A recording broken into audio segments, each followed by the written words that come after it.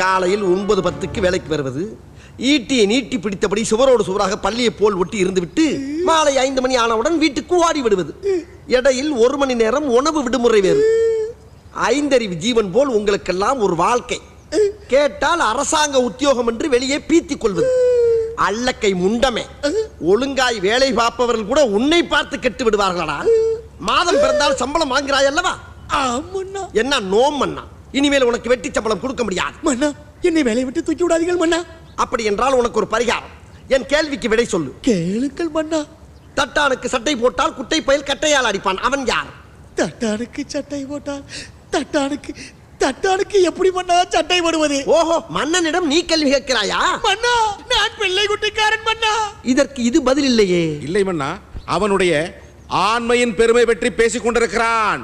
புரியவில்லையே. பிள்ளை குட்டி பெற்றவனாம். ஐயோ மன்னா.